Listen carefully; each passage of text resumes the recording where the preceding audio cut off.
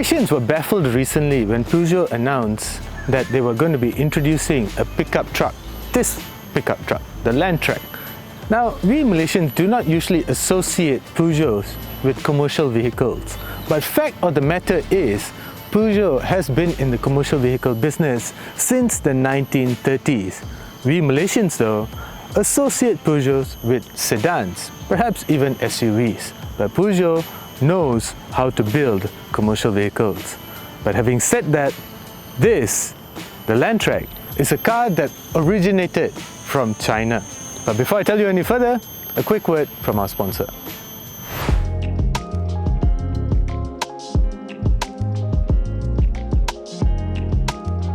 Remember when diesel was just diesel? Remember all that black smoke that used to bellow out of trucks and buses?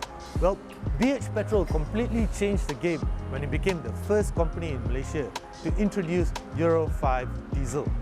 Now, BH Petrol's Infinity Euro 5 diesel is different from the rest because it features German diesel performance package additives. Now, these additives go into your engine, clean out all the deposits that have formed from years before, giving you maximum performance and maximum fuel efficiency.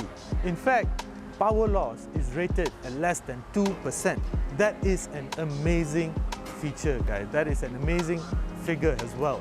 Now, BH Petrol's Infinity Euro 5 diesel is available in two variants, B7 and B10 as well.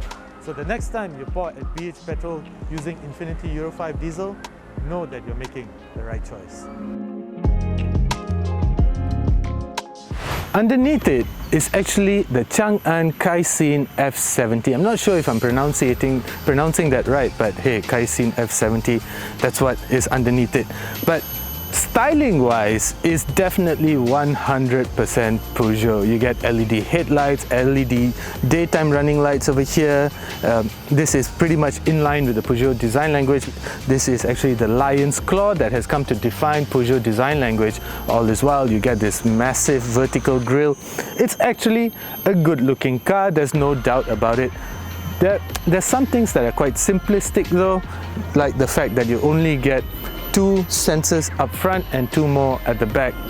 No one really makes cars with two sensors, perhaps they do, but this is ultimately a car that costs 120,000 ringgit. Worth it or not, that's what I'm going to be exploring in this video. So moving to the side, you get 18-inch wheels wrapped in Goodyear Wrangler tires. These are quite hardcore tires, and perhaps this is what contributes to a bumpy ride, which I'll be speaking more about shortly. And then you also get this roof rails together with the side step. You get folding door mirrors with chrome finishing, as well as a turn signals incorporated into them. And you get this bar, chrome bar, very 90s if you ask me.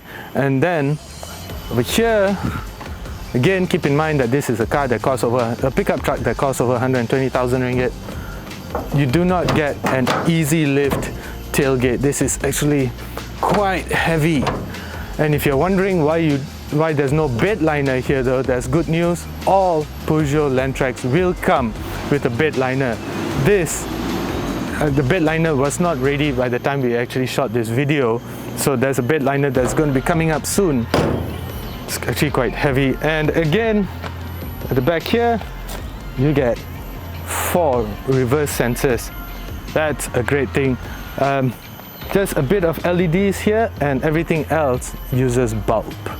Now, powering the LandTrek is a 1.9 litre turbo diesel engine producing 150 horsepower and 350 Newton meters of torque, and power is sent to the back wheels or all 4 wheels depending on the mode that you're in via a conventional 6-speed gearbox. Now, I know this engine doesn't sound all that great in these times of huge power and such, but interestingly, this engine is produced by Weichai Power. If you're thinking why that name sounds familiar, that's because of this. Yes, they're partners with Ferrari. Now, I know there are some people that are saying that, you know, power delivery is just enough and it feels quite spirited. I don't think so. I think that power is lagging, it feels a little bit lethargic, and I can deal with that if I'm buying this just as a workhorse. But what I can't deal with is this.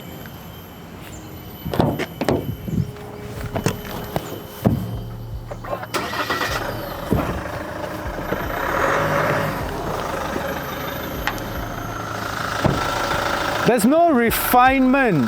That diesel clutter sounds like it's from the 90s. I remember an Isuzu Invader or a Mitsubishi Storm used to sound like this. And it's 2023. This is a car that was built in 2020. But still, that is just way too much clutter for my liking. I do, however, really like the interior.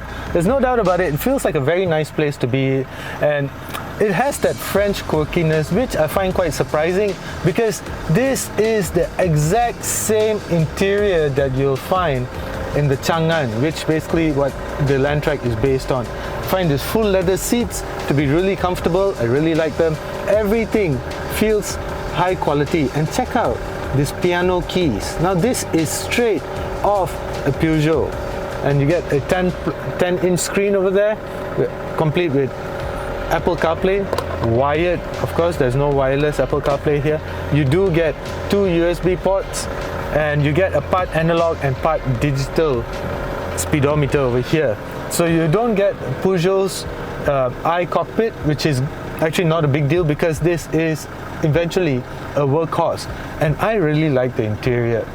The back seats though, well, they feel a little bit cramped, and comfort is definitely not the name of the game here at the back. You do, however, get your own air conditioning vents and a single USB port.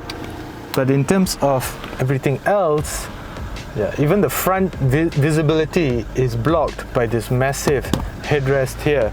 So yeah, I wouldn't want to spend too many hours at the back here.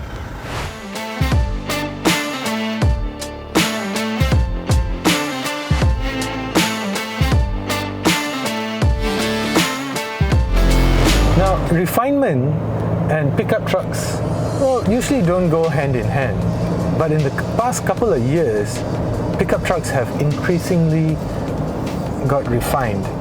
Things like ride quality, interior refinement, sound, noise and vibration harshness levels, everything is much better. In fact, they drive like cars. So these days, you can expect pickup trucks to be refined. But here, in this Peugeot LandTrek though, I think that can be improved. You get double wishbone suspension up front, which is actually quite old school. You get leaf spring suspensions at the back. Now, don't get me wrong, this actually works great if you're looking for a pickup truck for work purposes to carry stuff and such. But as far as refinement on the road goes, the suspension just picks up almost everything the road throws at it. So every dip, every rut, every bump, everything, it just bumps, hops and skips over everything, and that just, you know, that just compromises on ride quality. And vibrations, well, you don't feel a lot of that, but you do hear a lot of that diesel clutter though. So even that can be a little bit tiring after a while. And check out these rumble strips. I feel my ears bouncing. So that's what I mean. So in terms of refinement, the LandTrek can be better. The interior though, no doubt, is nice and comfortable, but the seats, well, I think the seats could be a little bit wider. They're comfortable, they're supportive, but they should be a little bit wider for some shoulder support. I imagine this could be a bit tiring over long distances, but other than that, you get a decent entertainment system. I really like this huge touchscreen screen over here. Everything else feels high quality, feels well built. But in terms of refinement though, that could do with some improvement. It's not all doom and gloom though. Besides the obvious lack of refinement, there are things about the Peugeot LandTrek that are actually quite nice, in fact perhaps better than some of the other pickup trucks, such as the fact that both driver and passenger seats are six-way electronically adjustable. So that's a great thing. It also comes with 6 airbags, 2 for the front, 2 for the sides and 2 for the back. So of course then it comes with other safety systems such as lane keep assist. It even has cruise control, not adaptive though, and then it has things like electronic brake force distribution, hill descent control and such. Of course there are pickup trucks that offer a lot more technology for that money, but I think for 120,000 it's not quite a bad deal. Now, the other thing that I really like about the LandTrek is this.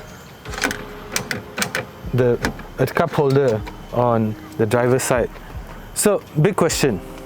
120,000 with 5-year or 100,000 km warranty, would I spend my own money on the Peugeot LandTrek? No, I wouldn't. There, I said it. I would rather spend a little bit more and get pickup trucks that I'm more familiar with, such as perhaps a Hilux or a D-Max or something of that sort, simply because they offer a little bit more, they've been in the market a little bit longer, and the LandTrek, as good as it is, I think it could do with some improvements, especially on refinement. Thank you for watching. I'm Kashi Dylan, and this is Piston.my.